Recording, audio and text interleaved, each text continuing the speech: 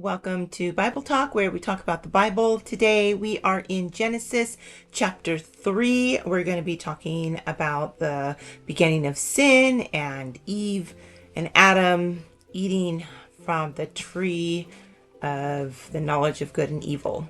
So let's just hop right into it. I am reading out of the NCV version. I encourage you to read whatever version you feel most comfortable with. Now the snake was the most clever of all the wild animals the Lord God had made. One day the snake said to the woman, "Did God really say that you must not eat fruit from any tree in the garden?" The woman answered the snake, "We may eat fruit from the trees in the garden. But God told us you must not eat fruit from the tree that is in the middle of the garden. You must not even touch it, or you will die." But the snake said to the woman, "You will not die. God knows that if you eat the fruit from that tree, you will learn about good and evil, and you will be like God." The woman saw that the tree was beautiful, that its fruit was good to eat, and that it would make her wise. So she took some of its fruit and ate it. She also gave some of the fruit to her husband, and he ate it. Then it was as if their eyes were opened. They realized they were naked, so they sewed fig leaves together and made something to cover themselves. Then they heard the Lord God walking in the garden during the cool part of the day, and the man and his wife hid from the Lord among the trees in the garden. But the Lord God called to the man and said, "Where are you?"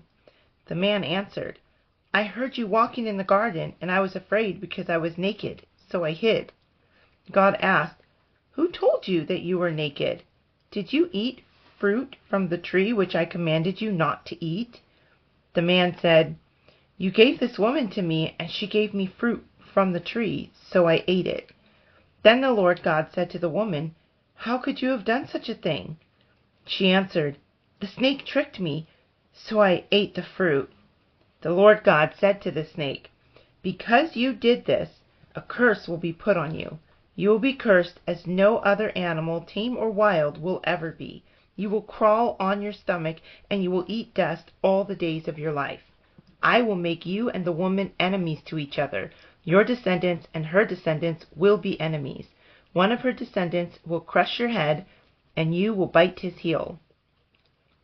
Then God said to the woman, "I will cause you to have much trouble when you are pregnant and when you give birth to children. You will have great pain. You will greatly desire your husband, but he will rule over you."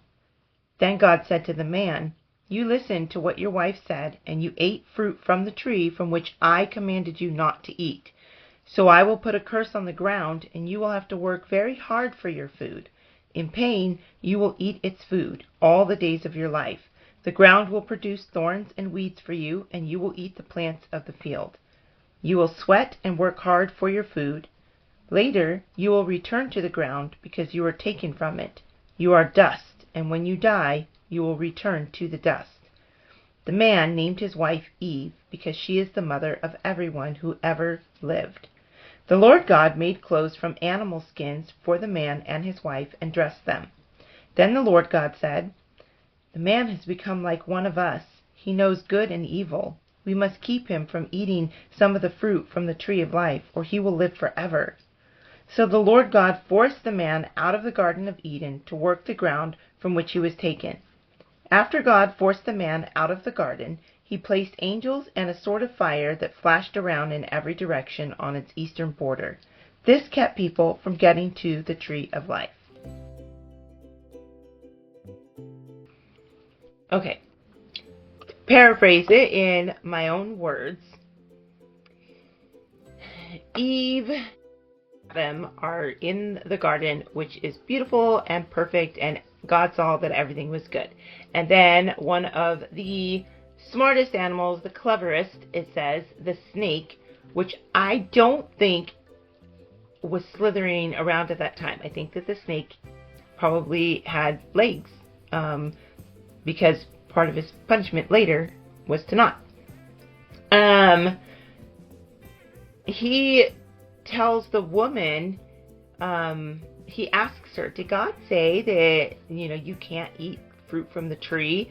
And she replies and said, "No, we can eat fruit from the tree. There's just one tree that we can't. That's in the middle of the garden. We can't even touch it.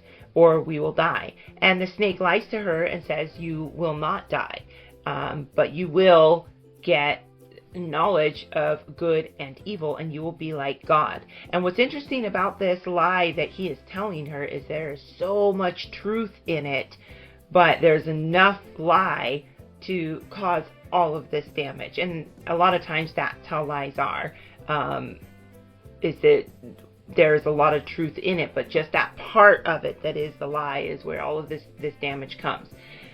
So she listens to the snake. She sees that the fruit looks good. She's going to become wise. And so she decides to eat it. That's on her. She made that decision. And then she offers it to her husband, who I'm assuming was just standing there, and that's how she offered it to him. But maybe she went and found him and offered it to him. But he saw the same thing as her, that this fruit looked really good. But he knew that this fruit was from the tree of the knowledge of good and evil, and that God told them not to eat it. He ate it anyways. That's on him. He was not deceived by the snake. He was just listening to his wife. So then they come to this realization that they are naked, and they're ashamed. Before that, they weren't ashamed. And so they sew the first clothes made out of fig leaves and covered themselves up. Then they heard God walking in the garden. I'm assuming it was in between like afternoon, evening, like dusk, because it says the part of the day that's cool. So I'm assuming it's like when the sun is going down. And God comes, he's searching for them, and he's like, where are you guys? Because normally he doesn't have to be searching for them. They don't hide. This is the first time they've hidden from him. And Adam says, we are naked, and we were afraid when we heard you coming, so we hid. And God's like, wait, how do you know that you are naked? Did you eat from this tree, which I told you to not eat? Because it's the only way that they would know. And Adam's first response was, the woman that you gave me fruit, and I ate it. Then God asked Eve, like, how come you did this? And she said, the snake tricked me, and I ate it. So they're like passing the blame, even though they are taking responsibility, saying I did eat, they're also putting the blame in other places. And so then God, already knowing what had happened because he is God, he puts a curse. He puts a curse on the snake, he puts a curse on women, and he puts a curse on men. Thank you, Adam, Eve, and the snake. But he tells the snake that he's going to slither around on his belly the rest of his life, and that him and the women's descendants, his descendants, the women's descendants, they're going to be enemies. And that the woman is going to have a lot of pain during pregnancy and childbirth. And that starts all the way back with us getting our period, right? At least for some of us, extremely painful when you are able to start having children. Not even when you are pregnant, just like the whole thought of it, at that whole point is when this pain starts to become a reality for women of this curse that God is talking about. And then it says that Adam is now going to have to work for his food, right? The food used to just be there on the trees. He could pick it, he could eat it. The fruit was good on all of these trees, but he did what he wasn't supposed to do, and now he's going to have to work really hard for his food, and he's going to have to work the ground. And so the ground is cursed, and he's got to work it, and that's how he's going to get his food. And then God talks amongst himself, the Trinity, and they're like, well, they've eaten from the tree of knowledge of good and evil.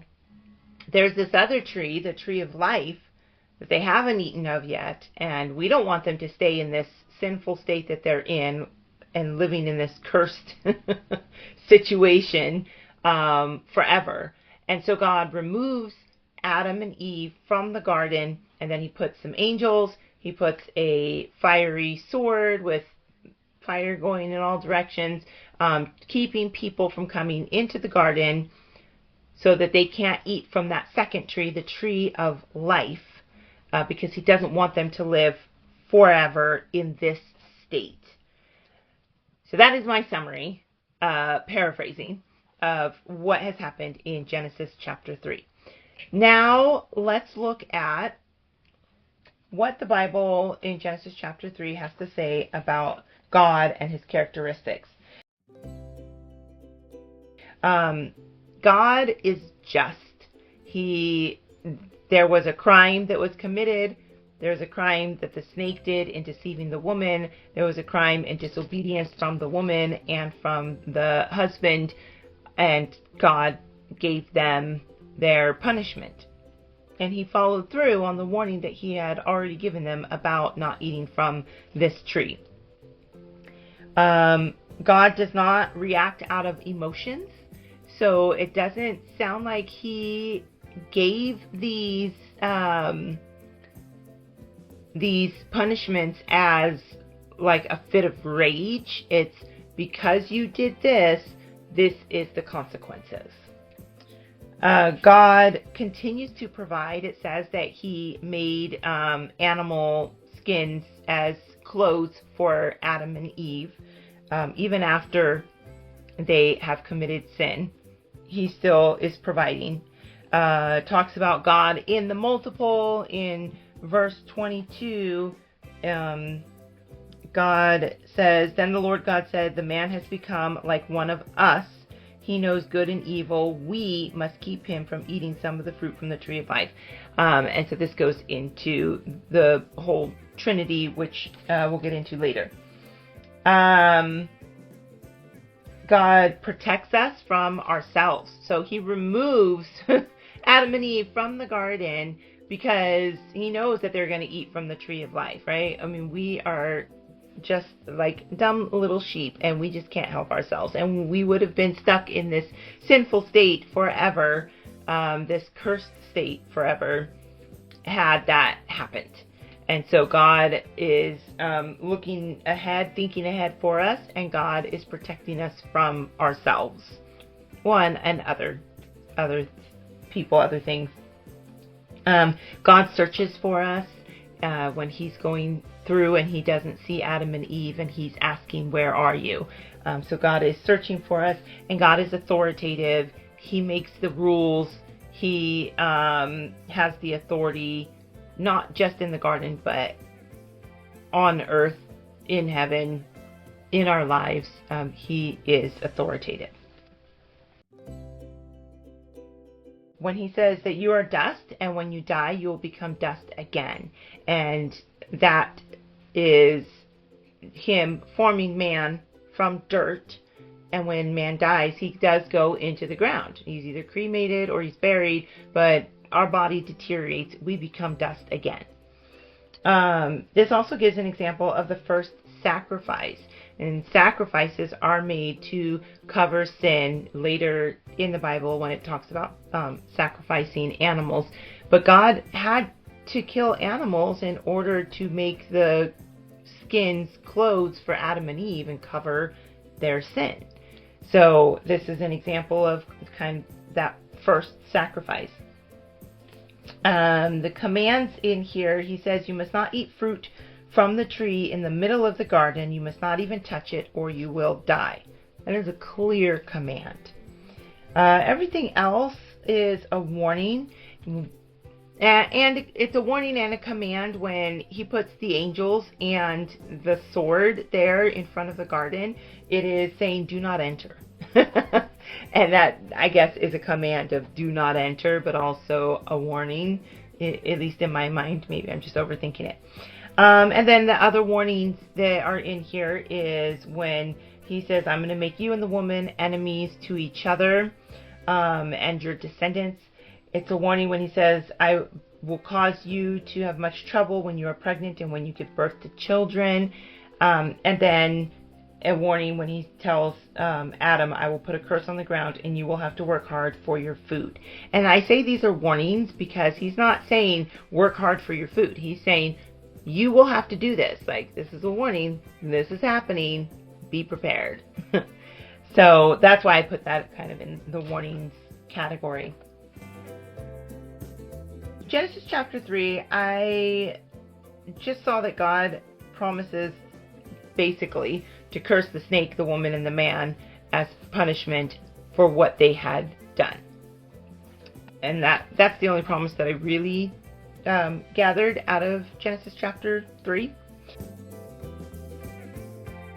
Interestingly enough, people in the Bible, the only person that they mention by name is Eve, which is interesting to me because Adam had already been named in Genesis chapter 2. So I wonder why they aren't saying his name in Genesis chapter 3, but they are saying man, husband, but they never actually say Adam.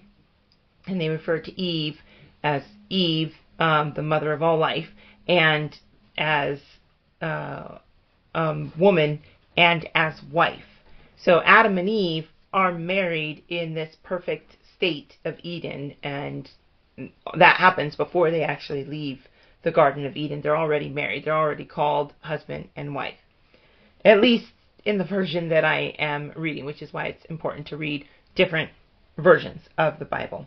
So our family tree right now is we have God, and he has Adam and Eve who are married to each other. Well, he created Adam and Eve are married to each other.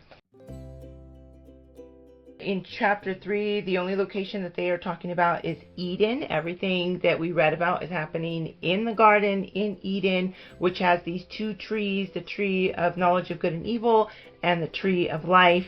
And God kicks them out of Eden, and he places angels and a sword of fire on its eastern border. And in my mind, I'm like, I do overthink a lot of things.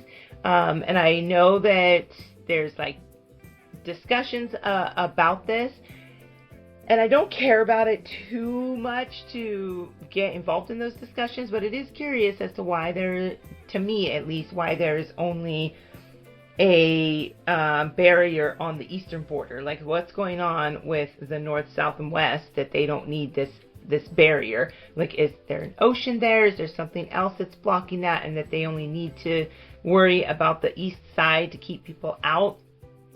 I don't know. I wasn't alive during that time. It doesn't say in the Bible, so I'm not going to speculate it on too much, but it is interesting.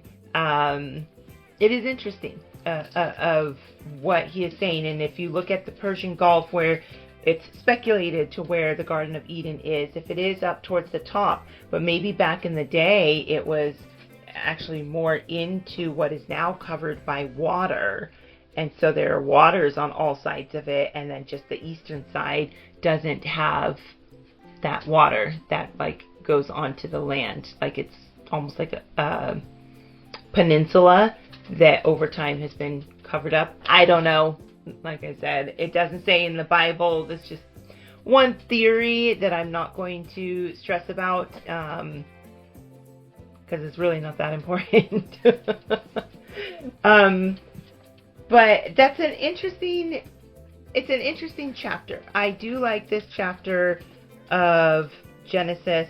I did write some notes down about it when I was going through,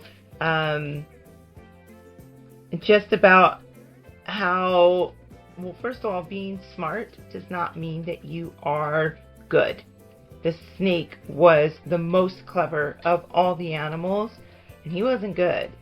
And I think about that because we do put people that are intelligent on this pedestal, and it doesn't necessarily mean